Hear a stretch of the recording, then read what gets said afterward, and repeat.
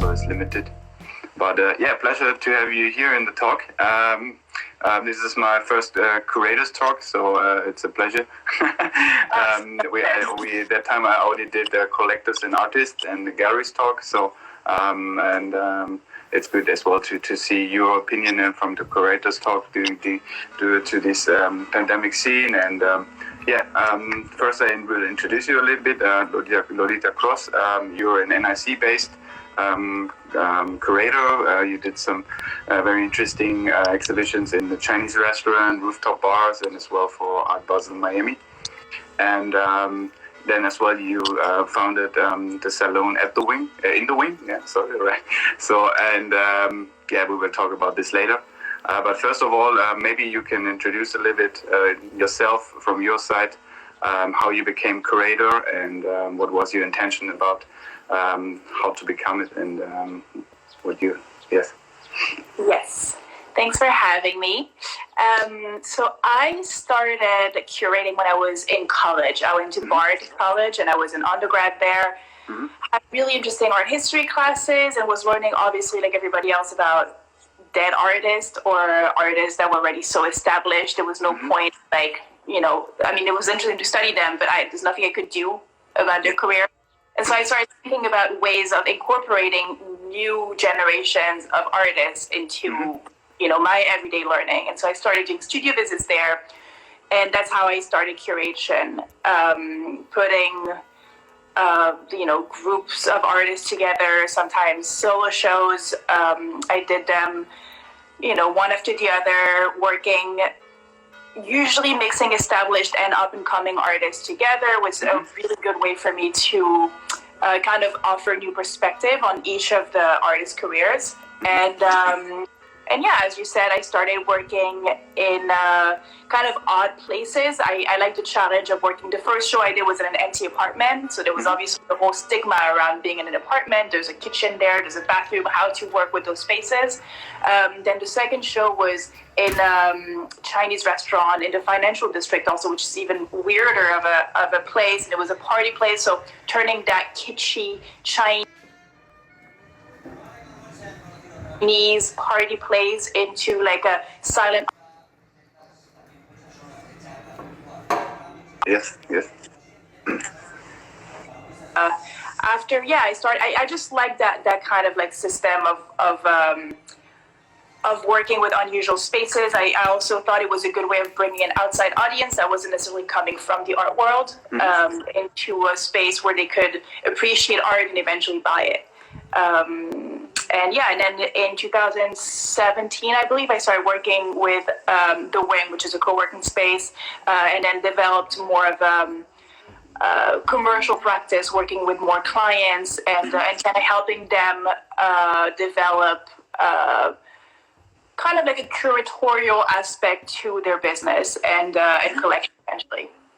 Okay. And how do you find your artists? Like you said, like when you're saying like you're having emerging and like established artists, do you somehow have like one in mind and then you're looking for the others, or do you have an all general theme?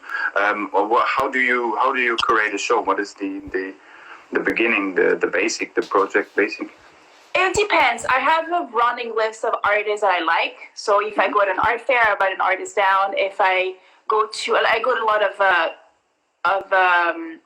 undergrad and grad school student art shows. So usually I write down artists there. I reach out to them, have studio visits with them.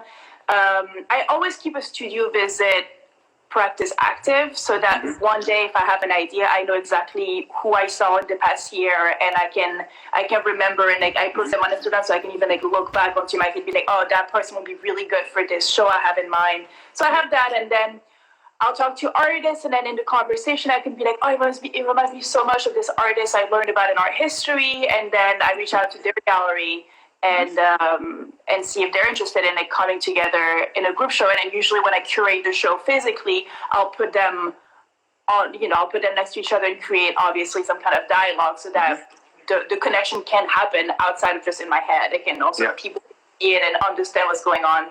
And at the same time, collectors can understand that this is how an artist is created. Like a career kind of starts by, I saw them in a show that their school curated, and and it can turn into, oh, well, this is actually a student of this artist. Like, this is a school of this type of artist, and then kind of like continue with the dialogue. Okay. But it depends. And then sometimes for solo shows, I'll just have a really good studio visit and have really good ideas and back and forth. And then after that, we're kind of like, all right, should we do a show? So I've had a few shows like that. One of them was when I did with Esther Sibiud, which was in a truck. We had a really interesting conversation. She was coming out of another solo show that I really liked. And from that, we kind of curated that show together. Okay. Very cool. Very interesting. And if someone wants to start a career as a curator, what would you suggest them or recommend them how to get in this job in this field? Well, it's interesting because I think the definition of curation has changed a lot. I think originally it was really for museums. It was philosophers basically that would turn writing into visual exhibitions.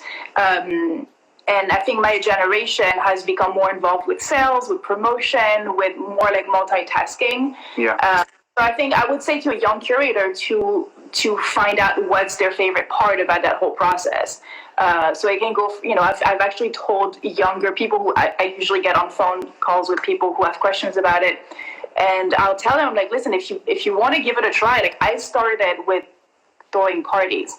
And it sounds weird and very like minimal, but there is a very important aspect of curation. It's just like, curating some kind of like environment, inviting people, being like pushy, because the artist is the one supposed to be like in their corner shy. Like you're supposed to be the front person who's able to talk about the artist on view, to translate it for people who've never heard about that artist.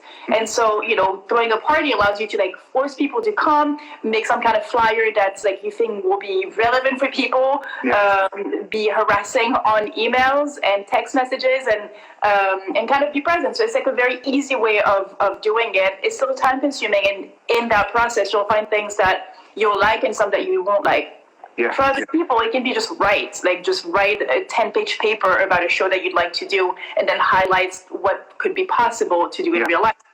Others, it just pick a space. It kind of depends on the type of person and what's their original interest for that overall job. Okay. And if you create a show, like what is the base? Do you get the assignments by galleries, or do you offer them the ideas you have? How does it work, like in general? How do you get the creation jobs? The last show I was starting to work on that was actually going to open in June was with a gallery in Los Angeles, and for that we had been talking for a few years about wanting to do a show together. We had similar interests. We were following similar artists and kind of like shared a passion for artists in a similar way. And so I started, just brought up a conversation, like, well, we should do a show together. Let's do it. And that was more going to be based on artists that we had been following. It's a gallery show, so it was a little bit different. But then I'm working right now on another show. And for that, I'm gathering I'm reading a lot, doing a lot of research. We're obviously in a time that's prone to research material. There's a lot of time to be reading books and articles right now. And so for every article that I read, I'm thinking about an artist. I'm like, oh, I think that artist would be really interesting. I would love to hear what she or he has to say about that. I should reach out to them and see what they're thinking about it. And so I'll schedule a studio visit with them on Zoom or whatever. And so that's for that. And then other times for a client, like The Wing, for instance, they wanted work by female identifying artists. I knew their aesthetic originally, so I knew exactly like what type of art they would and wouldn't like. So it really depends. And then other clients, like this hotel I'm working with, had like, a deck of like visuals, and then like a concept around like the space and like how it should feel when you're entering it. So kind of like going with that. It really depends on every show so far. Kind of has been different, I would say. Yeah. And if you visit then the artists in their studios, this kind of sphere, do you think it's somehow creating, or if they have a nice studio, do you think it's beneficial for the artist, and does it as well like give you some idea for your show, or how it is set up in the studios, or? No, I mean, no. The artists I work with, some of them even work in their bedroom. So Yes. I don't. It's hard to be an artist, especially in New York. Yes. I don't expect every artist to have like a 30 feet tall studio with like empty white walls. So no, I don't think so. I never visualize the show based on how I see it in the studio. It's really the conversation that drives the show after. Okay. Very interesting. And besides your curatorial trajectory, you found the salon in the wing. Can you explain a little bit more about this? What is it exactly? So it's an exhibition that gives a platform to female-identifying and non-binary artists across many of their spaces. So the wing is a co-working space that is very aesthetically pleasing and has a bit of like a club vibe in it. So I really wanted the art selection to be reflective of the members that co-working space has, which is like very different backgrounds, super eclectic, like people from different ages, different generations, different job lines. And so I was trying to introduce what female art is to an audience, because I think in the past people were kind of seeing it, and still now people kind of see it as like it has to be feminist art, like female art is like watercolors, it's like paintings of vagina. The only name they can think of is Frida Kahlo and Georgia O'Keeffe. And so I was like, okay, well, how can I show everybody outside even of the wings wall a diversity of the art made by female artists, and so that people can eventually like it for being good art instead of like for being like part of a quota. And so I started creating all the spaces, and then because I put a lot of effort and all the artists I was picking were really good and really smart and people that I like personally, I needed to educate with that. So on top of just putting pictures on a wall, I would also create an exhibition catalog with biographies and a little bit of words around the series that they had made for that space. Everything was for sale also, so I had a lot of meetings with collectors coming in and like wanting to purchase some of the pieces.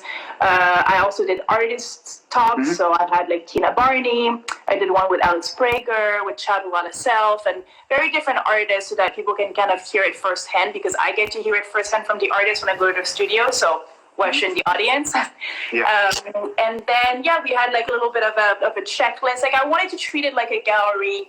If you got to see a gallery in a collector's home, like the gallery's roster into a collector's home. Yeah. Okay.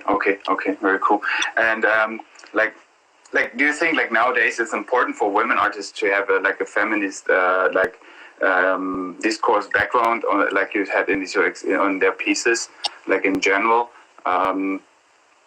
No, it's not more important for a female artist to have feminist work than it is for men artists to have like.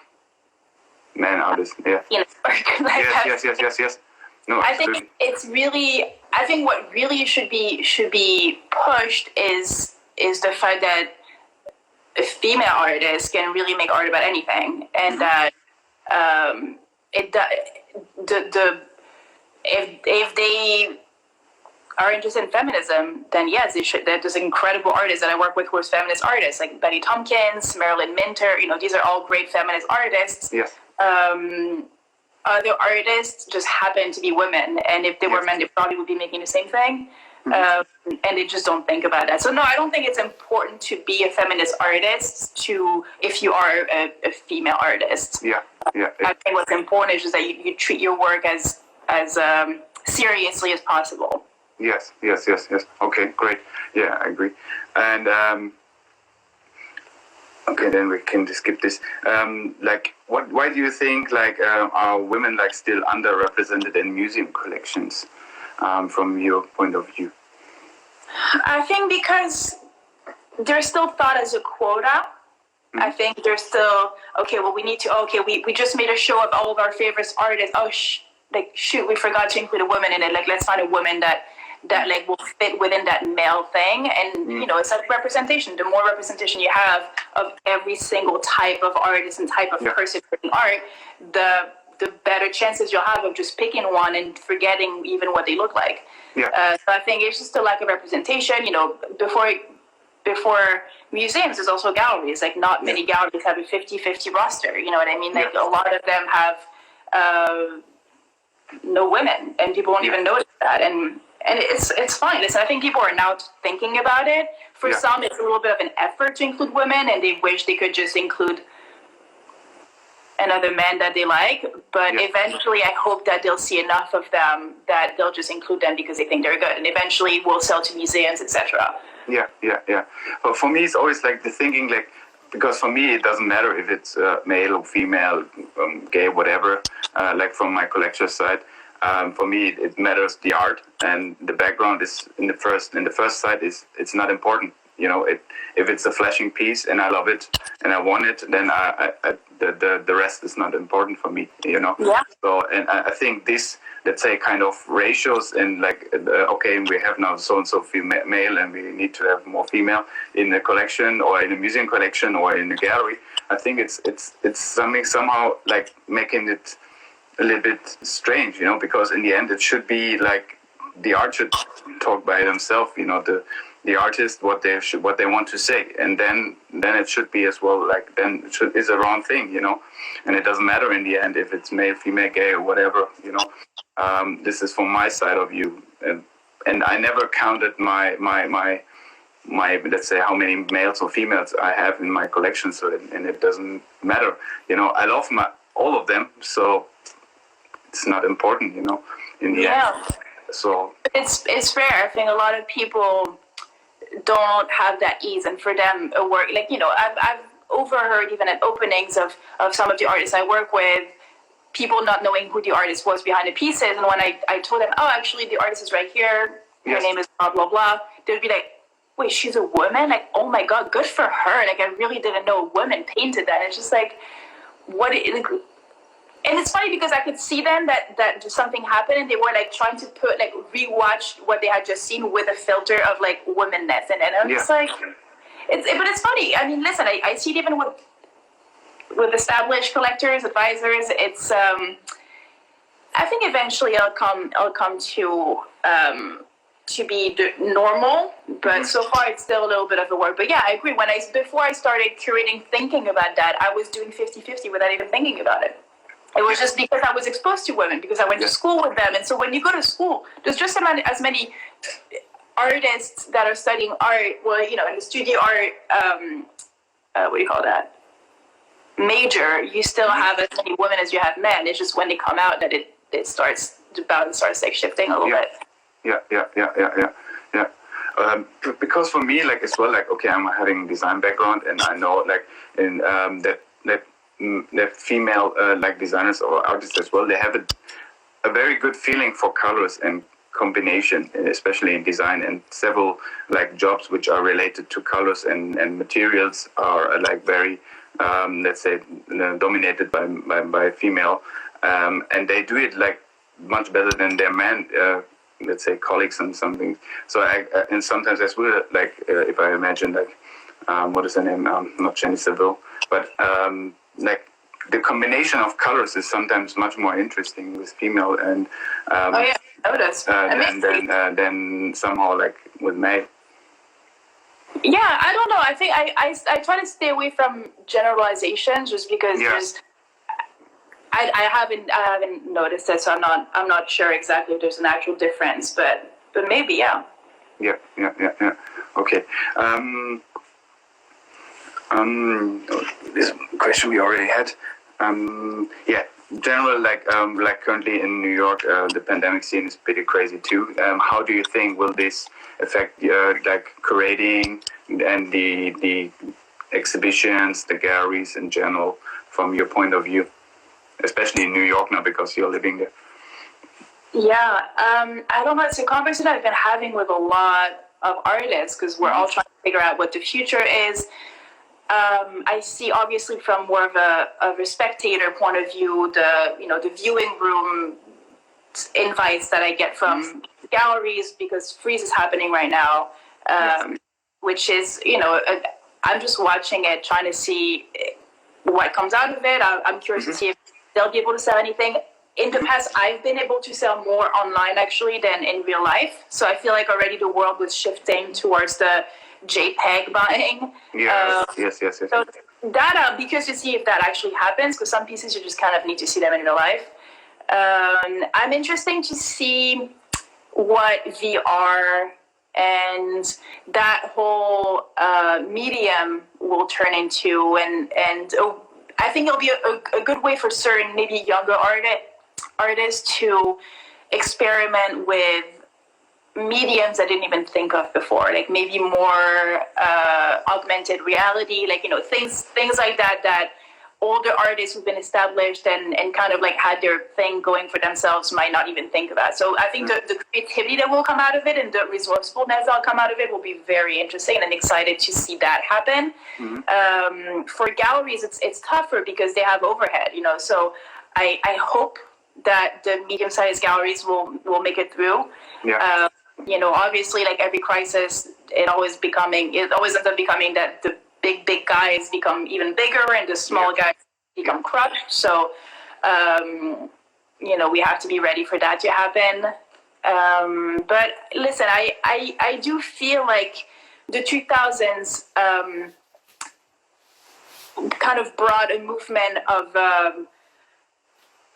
like, how would you say that? Of light-hearted art, you know, like the kind of Jeff Koons babies and the Warhol generation of, like, you know, Dan Snow and Dan Pullen, like all those younger artists, I think might become a little bit obsolete for now, just because it's so weird to be making art that's lighthearted. But I'd say that in 2008 there was, you know, that crisis was happening and people were still buying those kinds of artwork. So I'm curious to see what the art market will be like, but I'm excited for the push on intellectualism that I feel like was sometimes lacking, or that not lacking, but was overseen. And so I think the artists have been voicing important subject matter for the past 5-10 years will maybe be listened to a little bit more. Yeah. And do you think like a lot of artists will somehow stop their practicing and starting with some new jobs because probably getting into, let's say, that's what I'm worried. Not selling anything. I mean, I've thought about it. I'm sure, and it'll also be, you know, not everybody's an artist, and everybody kind of can't afford to be an artist and call themselves artists. I think the people who can live with a can of chickpeas a month for food and remain artists will be the ones that have like guts and really want to stay there. So, you know, I've been reading a lot of past crises because it's impossible to predict the future, but you can look at the past and see what was the common pattern. A book that I've been reading a lot and recommending to a lot of artists is 9th Street Women, which is the story of Elaine de Kooning, Lee Krasner, and all those abstract expressionist artists working in the 30s when New York was a shithole and there was no galleries and life was very poor. People had nothing to live on, and the creativity that they had, and also the fact that they didn't care at all about their art selling. They were making it because they needed to talk and not because they needed to sell, was a very interesting thing. And I feel like that's one thing that I hope to find again is people making art not to sell, but to because they need to. I mean, it sounds so cheesy, but it's just it is what it is. Yeah. Okay, great. No, I think it might change a lot, especially for all the parts, like now all getting the viewing rooms, like the online exhibitions, the PDFs, and somehow you somehow I did as well. Like I bought as well from PDF before, but you still could somehow see pieces in shows, and now currently it's just online, and it's somehow it's someone not so connected like before. I hope it will change, especially. Yeah. And how do you like now change your work? Do you explore the works online and combine them already online, or how will it change your work in this pandemic, after this pandemic scene?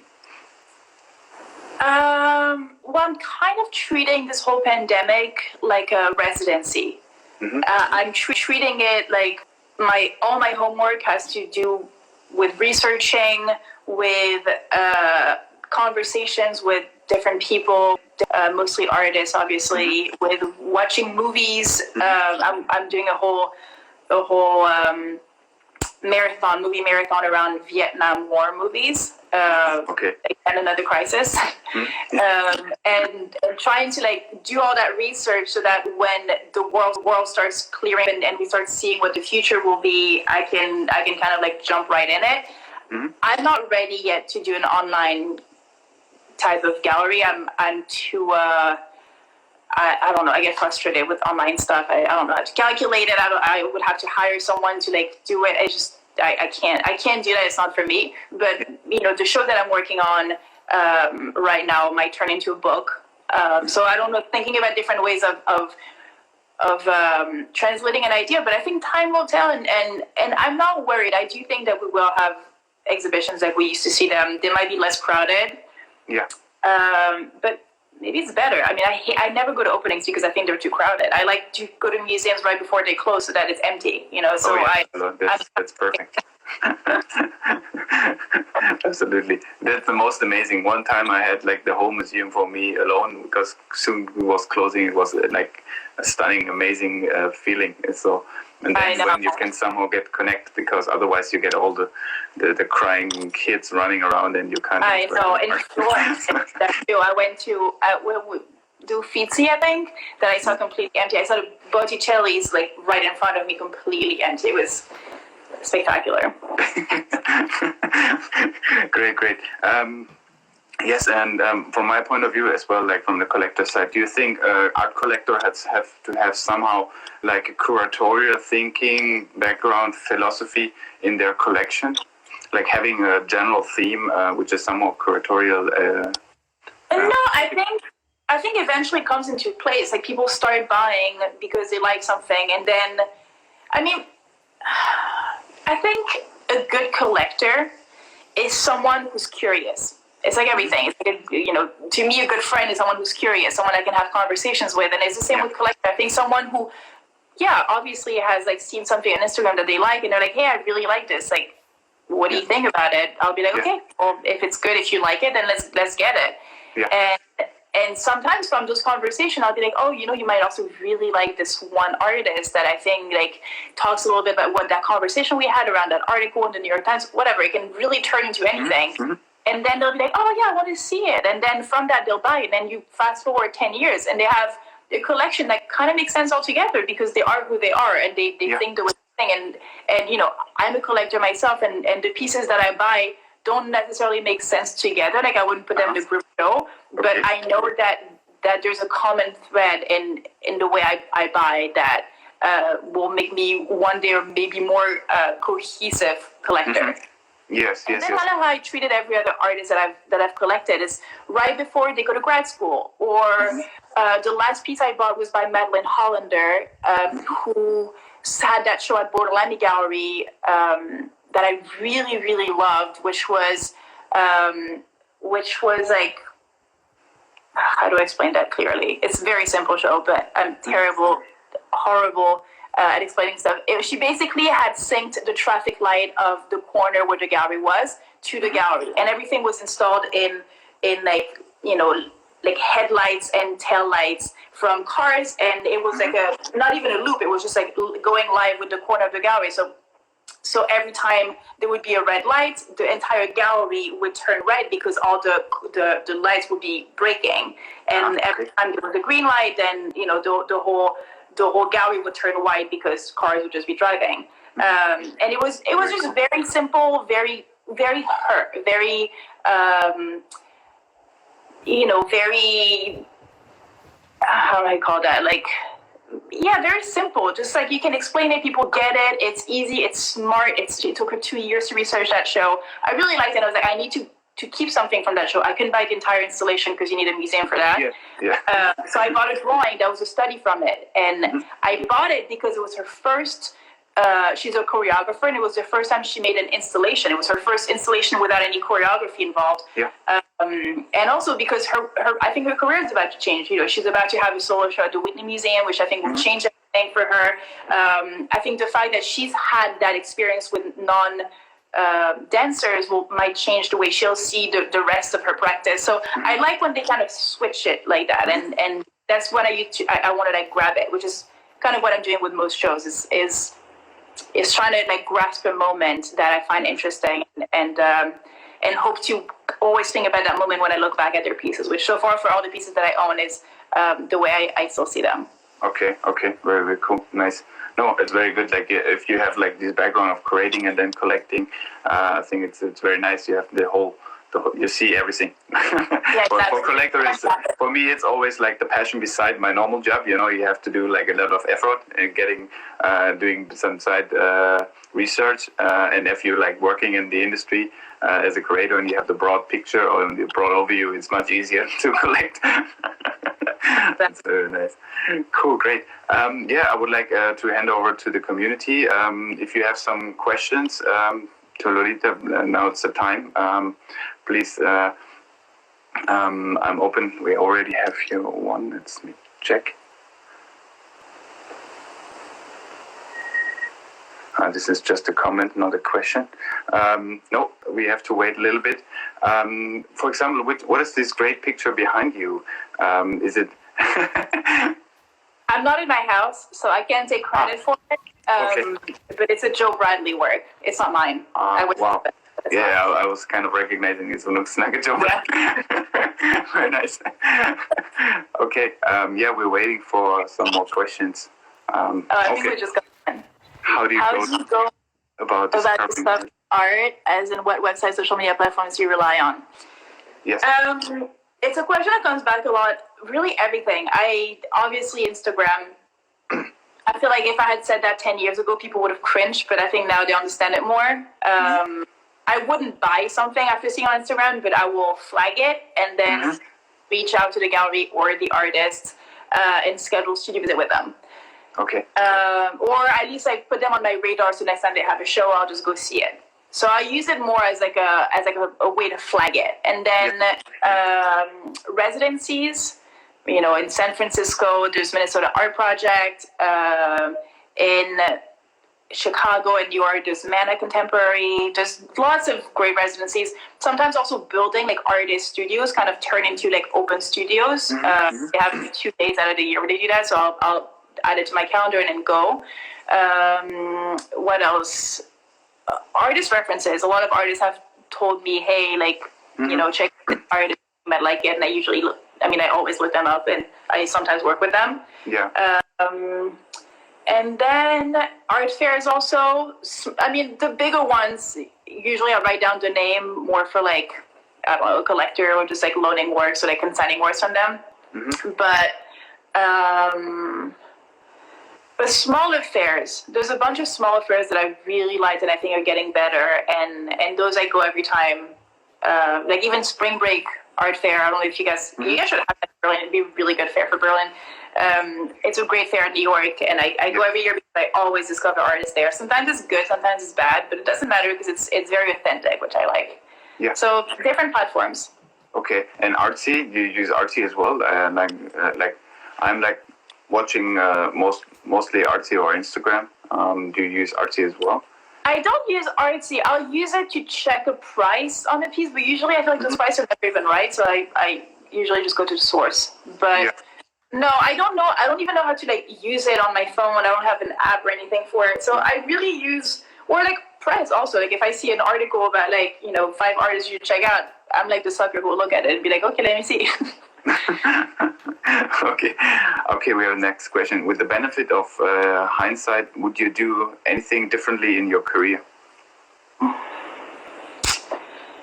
It's hard as I started so young. So there's probably mistakes I've made in the beginning. Like the second show I did was like, I was running on like, I think 1 or 2 hours of sleep. And the show was like dealing with a lot of things all at once, a lot of like big artists and smaller artists. And I wish I had treated every single work the same way, which I do now. So, yeah, I think that'd be my only regret. Otherwise, I still consider my career as a work in progress. So I'm still learning as I go. But so far, I don't regret anything. Okay, cool. Okay, great. what is like your aim? Like, what is your dream? Like, what would you like to achieve with your curating job? I don't know. I don't think I would open a gallery. Mm-hmm. And I didn't think that before, and now during this pandemic, I'm definitely is confirming that I don't think I would want that. Yeah. I like the floating nature of my job. I like that I can work with an artist, with a gallery, with a client that's corporate or individual. I think I'll just keep doing what I do. I think that I really want to do is start doing consulting for movies, because so many movies are and they have art behind, Yes. and I'm like, oh, like that's tacky. I think there's a better way to do that. Or sometimes it's really good, and I'm like, well, I want to be the person who curated that because it's genius. Like American Psycho, the art collection American Psycho is genius. Yeah. It's very on point. I'm like, oh, like I would have done that. Like that's smart. I want to work with that person. Yeah. So like, that's one thing I'd like to do, which I think is like pandemic friendly. I think I could do that in the new world. Yeah. But yeah, I'd like to stay floating for sure. Mm-hmm, mm-hmm. Okay, cool, very good. I know we get many questions, but even long ones. I think there was another one. You doing exhibitions all over the US? Yeah, I have. Well, the client I was working for, the wing, has spaces all over the US, so I was doing shows with them. And then depending on the artist, I can travel to. Like LA was going to be my next show. San Francisco, I love it. Chicago has incredible art, so I want to do a show there. Mm-hmm. And in Europe too? Yeah, London has a show, and I did a show in February with Sotheby's in Paris. Ah, yes, yeah, it was now, right? Sotheby's. Yeah, exactly, the Now exhibition. Yes, very cool. Yeah, how's working with the auction house, like as a curator? Like probably like. And I imagine like an auction house wants to, of course, they have the target to sell the pieces for a good price. Do you think then it's more like commercially curated from that point of view, or is it like let's say the mind and the project or the idea is like second thought? How is it working creating for an auction house? Well, it's funny because the reason why I like that particular sale is because they did the same thing that I do, which is mixing different mediums and different price range. I like that someone can fall in love with a piece thinking like, oh, it's going to be really expensive and out of my price range because in Sotheby's and then see it's like 500 euros. And I like that kind of putting everyone on the same platform and on the same level. So that was really nice and very un-auction-like. And it was fun. It was a good experience. It was easy. It was a little bit less involved than I usually am, which was a nice break also. Yeah. But yeah, working with auction houses, I think will change probably a lot also with this new world. I think they've been trying to give a voice to the artists these past 5 years, and many different auction houses that I've been talking to have felt that way. So I know it'll be maybe more centered around curatorial activities than it used to be. Yeah. Okay, great. What would be the ultimate project for you? So many. MoMA. Yeah, sure. But that's more like everybody would want that. I've always had a fascination for strip clubs. Okay. They say so much about both sexes. They're very mysterious. They're very sexy. They're very different. Also, they can be trashy. They can be luxurious. I really am interested in that. So, I've had that project in my head for maybe 10 years. And one day I'll turn that into a show that won't be tacky. Because that's the thing, is that it's such a tacky subject matter that you can ruin it by making it like by choosing the wrong artist for it. So that, and then I really, really, really love land art. I'm a big land art girl, so doing a project once in like a desert or I don't know a big scale installation. I think it'll be very moving to do that. Okay, cool. Yeah, that sounds very interesting. Especially like when you do it in a strip club. I think the artists have to accept it like as well. Like, do they want to have? Yeah, exactly. No, have to be seen in this scene, and then they say, okay, yes, I like my art, but I don't want to have it seen there or something like this. I think it's going to be exactly. tricky. Okay, cool.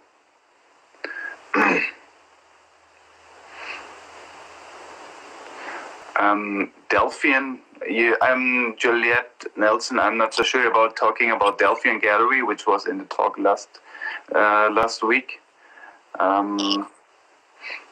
She was saying, Delphian puts shows on, but doesn't really say an artist in it. What's the difference between they calling themselves a gallery and what do you do as a curator? I don't understand this question. Sorry, what question is that? Juliette Nelson, the question. You know how Delphian puts shows. Do you understand this question? I'm not so sure. It's not very clear. Hold on. Is it at the top? John. Okay. I also think there's still an old-fashioned idea that women aren't professional. Oh, wait, no, that's a different person. Okay. Women don't have to be. Okay. Sorry. Reading everything out loud. I feel like an old person. Juliette Nelson, it's coming. What would be the ultimate project for you? And then the next question. I don't see questions from her. Yes, not so much. Sorry, Juliette. Wait, hold on. I just see comments. What do you mean? Oh, wait, I think she's still having conversation. Gender blindness doesn't help here. So, okay. 9th Street women. Well, I think her questions are being answered as they go. I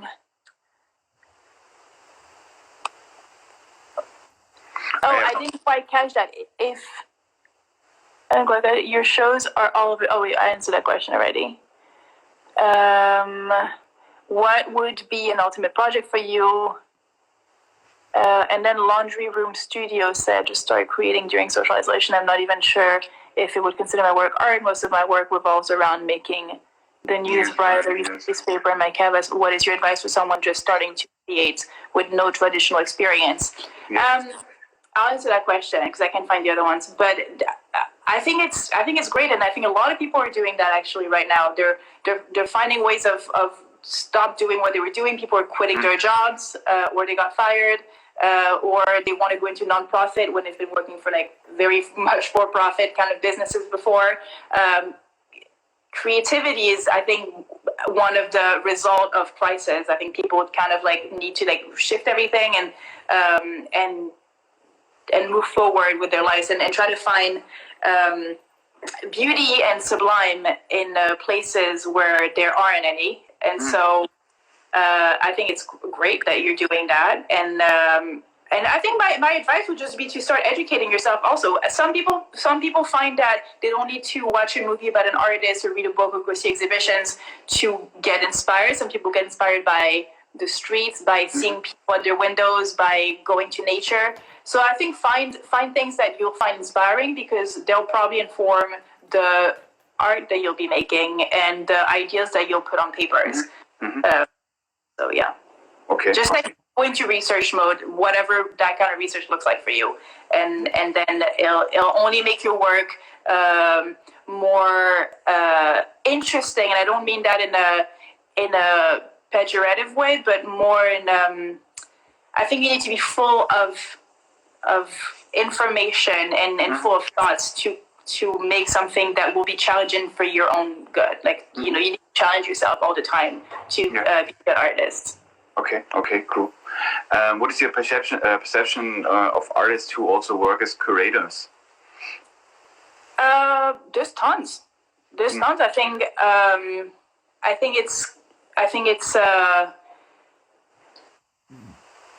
I think it's good. I don't know. It's hard. I've worked with curators before that were artists themselves, and I think there's always a conflict of interest because they want to put the work in, and it's always a bit hard. Yes, exactly.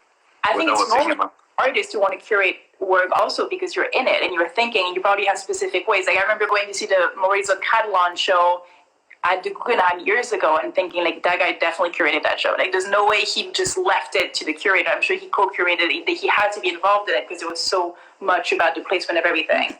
Yeah. Okay. Very good. Do we have some more questions? What motivates you to come up with shows in unusual spaces? Because like everyone like always has like this ideal of museum, white, clean, cold walls. Like what is the idea of having unusual walls or spaces and showing art there? I like both. I've done both. I think get triggered by unusual spaces. Probably because I grew up in a city, and so whenever I see like an abandoned, like I remember there was an abandoned bank on 116th Street in Madison that I loved growing up, and I remember that thinking like I'd like to do a show there. So I think there's a first the creative aspect of it, and then the second thing is that I think it does allow a different audience to experience art. I think for a lot of people, a white wall space, white cube, like open door, receptionist at the front is very intimidating, and they don't feel welcome in those spaces. And so I've noticed that a lot of people from outside of the art world, on top of the art world, but a lot outside the art world who are just as creative and as interested in art have felt more comfortable walking into shows that I've curated than they did in other shows. That said, I think one cannot live without the other, and I definitely have. I don't think a show in galleries or museum are not interesting at all. I think everything is just a different aspect of it. It's kind of like reading a short stories or a novel. It's just different kind of works. But I would say the audience and also giving an artist a different perspective on their own work can be interesting for a show in a weird space. Yeah, because I always feel like if you're going to in these white cube rooms, like the art completely, it has some kind of a majesty, like it feels like untouchable, cold. Yeah. Like something, you don't go, when you're there 2 meters in front, you're already like very close. So please go much more. Yeah, but I just think and then if you go to smaller spaces, you can stand there. Hey, okay, I can watch the art much more closer and then have a detailed look. It's the appearance, and as well, like if the artist wants this, okay, I want to have the art like getting maybe very close touched, or maybe sometimes like maybe a touch. But if you do this in a white cube, cold area, it's absolutely like a drama. So yeah, but it's also about the artwork. I mean, the artist really decides at the end of the day, because when I did the show, for instance, in the truck, the conversation I had with the artist before was, okay, well, I have this work. I'm thinking about working on a new body of work that's around the digestive system of the city. Like she was collecting a lot of boxes and seeing how the city functioned, the amount of trash people were putting out, and she was thinking like, okay, well, how would that work into your show? And so she had ideas on like visuals for her sculptures, and then and we came up together with the idea of putting in a truck, because a truck is something that moves. It's something that represents trajectory. It's something that represents movement, and so we wanted to put it in there because of that show. If she had made a show, the show she had done before was about domestic objects, basically, that wouldn't have made sense in a truck. So it's really about the show itself. Okay. Yes. Okay. Cool. Okay. Juliette, she changed the question. Sorry, Delphian puts shows on all around. They don't have a space. Okay. Yeah, it was with Delphian Gallery. Which was last week in my talk, and they're kind of a nomadic space, like nomadic gallery. They always, let's say, have exhibitions there and there, but don't have a permanent space. So I guess it's related to this. So I don't know Delphian Gallery, but I think I understand from your description of it. I don't have like a concept. I'm just an independent curator, which the nature of being independent is that I kind of work with different clients or different artists or different galleries or different spaces. I'm not linked to anything. So it's really the only difference. Okay. And how important is the artist CV when you're making a selection?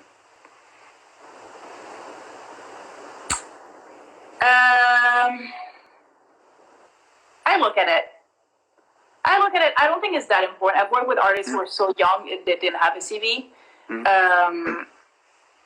But it's not, I'd say it's 50-50 important. It doesn't hurt, but it doesn't, if an artist is good, an artist is good. I'm not going to care where they exhibited before.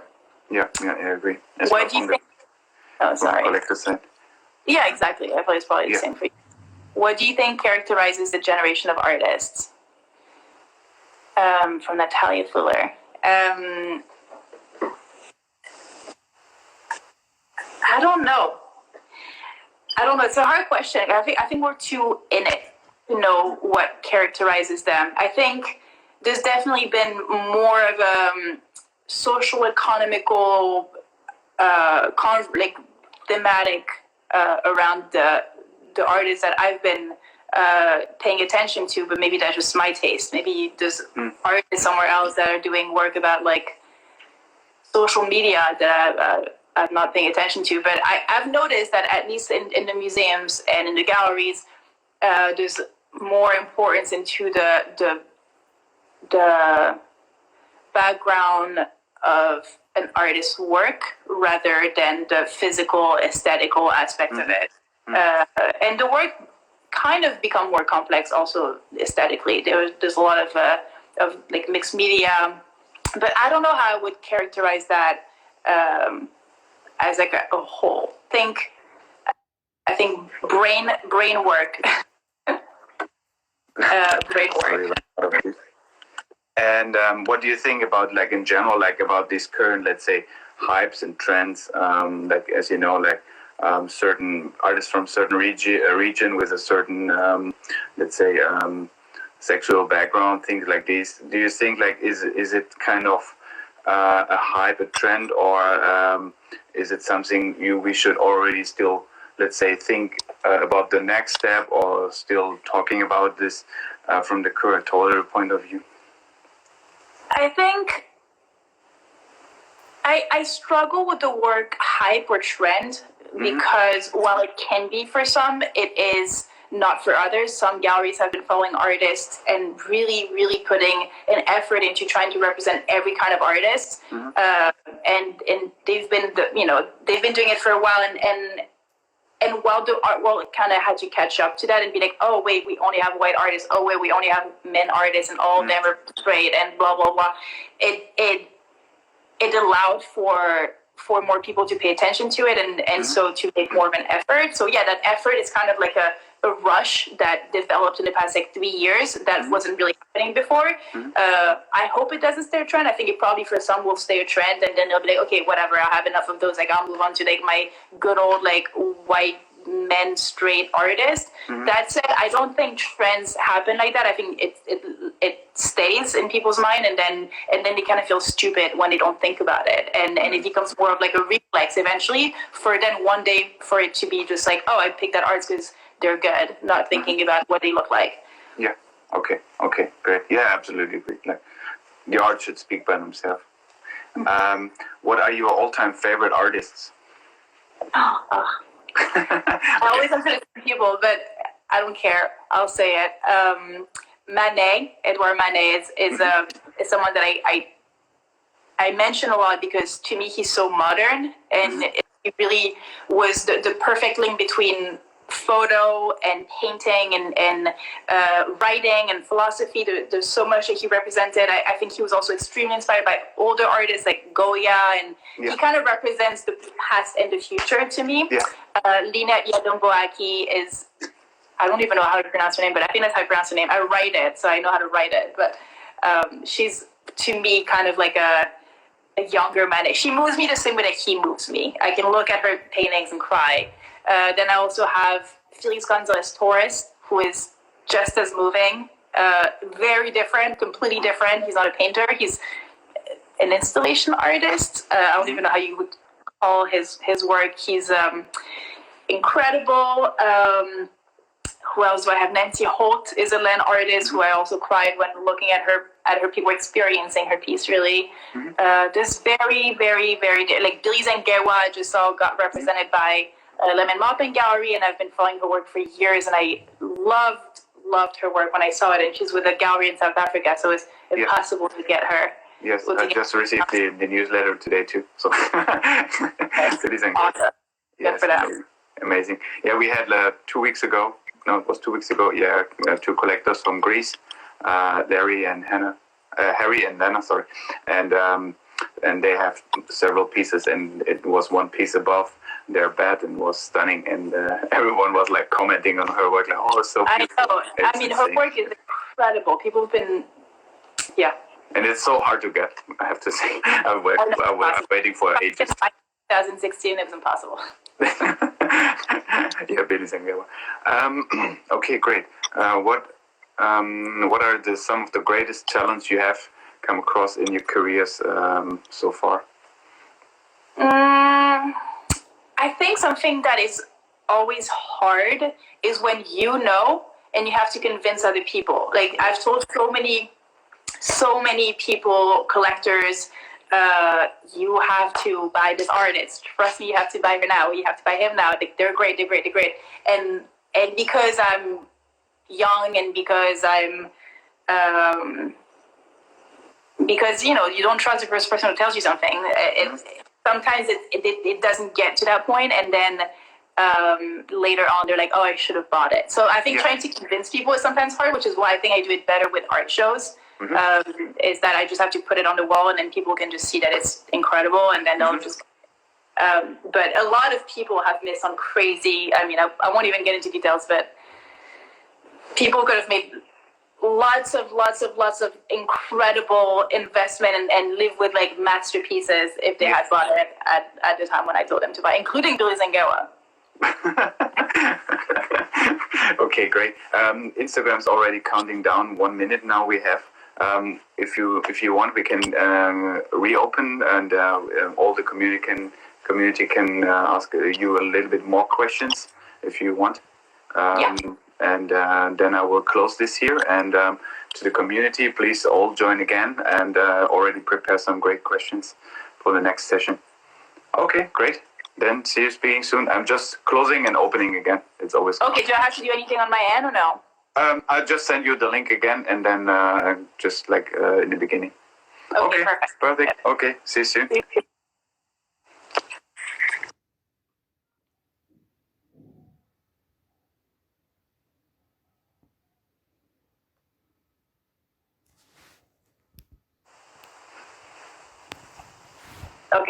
Okay, great. We already had in this hour 275 viewers, so it's been pretty good. Great. Very good. And we wait a little bit more so everyone can attend. And how is going, like in general, like how's the current status in New York? Because from we just hearing it from the media, is it like still as worse as some weeks, or is it getting better? How is it going over there? It's funny because I kind of stopped watching the news. The only person I watch is Andrew Cuomo because he gives hard facts. But if I watch the American news only, I'd be like, oh, I think we're doing a little better. And then I watch French news because I'm French, and I talk to my parents, and we're not doing well at all. From a French perspective, America is really bad right now. New York is really bad. I think today they're starting seeing there's less hospitalizations, but I mean every single time I turn on the TV, the death is by like 1,000 people more. So it's terrible. It's also terrible because it's not a system that was built for crisis. I mean Germany is a perfect example of like damage prepare. I think you guys have a system kind of similar. I mean even better than France, but kind of similar to France, where it's just like we're ready for anything to happen, and that's why you have like some kind of like socialism in place, so that like when shit hits the fan, it's not that broken. This is not a system like that. So New York is about to become a city like our grandparents knew it. I think it's hard. It's hard for a lot of people. I think it's going to be really bad. Yeah. Especially like with insurance and thinking like in general. Yeah, and businesses. New York is like really one restaurant every block. So without any of those restaurants open, the city will just not. I mean, I'm actually very, very happy I'm in New York right now because I can see it firsthand. And when I walk the dog after midnight, it's zombie city. Yeah. It's crazy because it's people outside, like homeless people outside, people with mental disabilities, just like, what happens when there's no place for them to go? They go in the street, and at the same time, a ton of policemen, a ton, like police force floodlights in like really nice neighborhoods. So it's kind of a weird balance between like safety and non-safety. There's been lots of like, break-ins. Some people are really freaking out about their stores. They're boarding it up with wood. So it's weird. It's weird. I'm happy I get to experience this instead of like people who are in the countryside and maybe don't have that kind of community around them, because I get to see what the neighbors around. I get to see. I really see the vibe, and it's very eerie to see New York so empty. Yeah, because like everyone knows, like New York is like all these vibrant, lot of people, 24/7, like all around, every time active. It's kind of strange to see the pictures of absolutely no people on New York Street, no cars, zero. And noise, there's no noise, which is exactly crazy. The noise is probably the eeriest thing. I took a bike ride a few weeks ago at like 1 a.m, and there was not one person, and the only cars that were outside were ambulances and probably drug dealers. Like there was no one going to work at that time, and there was no one doing anything outside of just like very needy work. And the birds.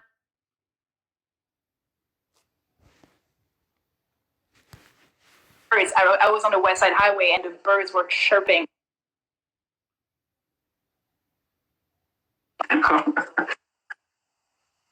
Okay, and like especially like London, New York is like the big art hubs. How do you think, like, or did you hear already how this will change the scene in New York?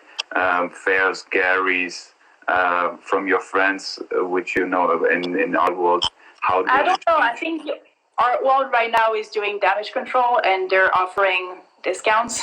There's a fair happening right now, so we'll see if anything happens on them. I hope they make sales.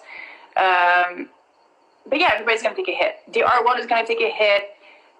For the artists, I hope it doesn't change that much, just because they're more okay with living with little.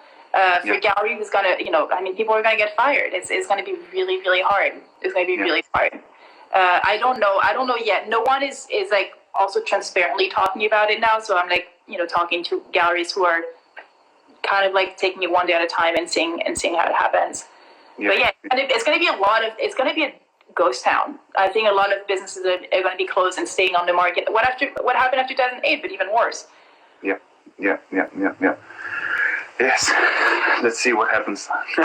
Okay, crazy. Yeah, it's very surreal times. Okay. Do we have some more questions from the community? It's always like, the one person asked the name of the artist. It's Lynette Yadom Boaki. Yes, Lynette Yadom. I can write, or you can write also. In the last chat, they were asking me to say the name again. She's with Jack Scheinman Gallery. Yes, she's absolutely stunning.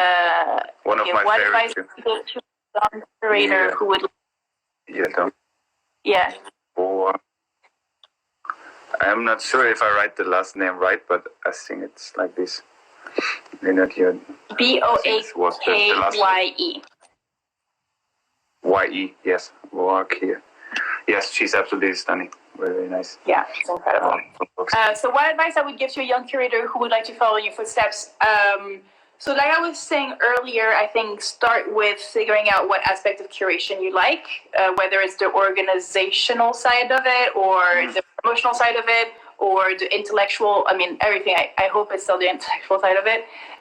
Otherwise you'd be organizing weddings. But I think figuring out exactly what part of it you like and what part of it you don't like so much, and starting with small projects, going to see also artist studios. I think it's something I didn't say last time, but it's important. I think you really will figure out what ideas you have when you're talking to those artists. It's like it's like figuring out if you like that person or not. You don't really know. You don't really know until you talk to them. Do you have time to make your own art? So as I was saying, I don't know if I said that earlier, but I think you asked a question about artists being curators. I am not one of those. I'm a pure curator. I don't know how to draw. I don't know how to paint. I'm terrified of it, and I think that's why I work with artists, is because I think they're superheroes for doing what they do. I could never do what they do. Yes. And how do you then, let's say, like, how do you see and classify is like a little bit harsh, this word maybe, but how do you, like, let's say, qualify and see the quality of an artwork through your experience seeing the art, or as you, like, now, since you, let's say, you're not sketching or painting, how do you decide on the pieces then? I think, well, there's a first aesthetic aspect. You know, I'll like something for some random reason. I'll just connect with that artwork.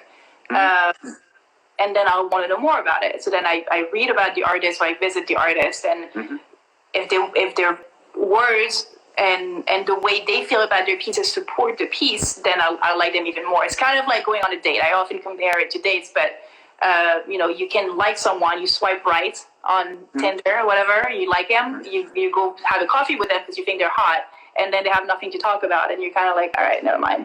And sometimes they have something to talk about. You're like, okay, well, let's get a drink again, and let's maybe go see a movie, and then you kind of continue the relationship. It's kind of like that with artists. So, you know, there's obviously a first aspect of it that caught my eye for some random reason, and then after there's the development. At the same time, when I follow an artist, it's interesting to see how they progress, like how they go from being kind of like, I don't know, maybe I'm trying this out and maybe I'll do this, or the word being flashy or whatever, and then changing to being more confident and just having the references all come together and being able to experience their past work and incorporate into new work and kind of grow like that. So it's interesting to also follow that. And that's, I think, when I can really tell, okay, this artist is really good, is when I've been following them for X amount of years and I know where they're going. And I'm like, okay, yeah, definitely this person, I need to follow them for the rest of my life. Yeah. Okay. We have some very similar questions. Like, do you have to like the artist to like her work? And have you ever lost somebody's work but not like them as a person? So it's somehow a similar question. Yeah. So is it related to the personality, to the person, that you have to like the art, or did you as well integrate art despite of maybe there was not a big connection to the artist himself or herself? Or it depends. Yes and no. I don't think I could own a piece by an artist I didn't like personally. I think it'd be really hard, and the piece would be stained by some kind of like weird thing. That said, I'm a big believer of separating what we've been saying, the man from the artist, but really the artist from the art. You know, I think there was a huge debate in France around Polanski. There's debates around Balthus, his show at the Met. There's debates around I don't know, all the perks of art history. I think it's important to separate them. I don't know, again, if I would live with something that was made by a monster, but that said, I do think it's important to keep showing it for personality on more like day-to-day thing. If the artist is too crazy and they're driving me insane and they're not answering any emails and they're being rude, I'm not working with them. It's just I'm not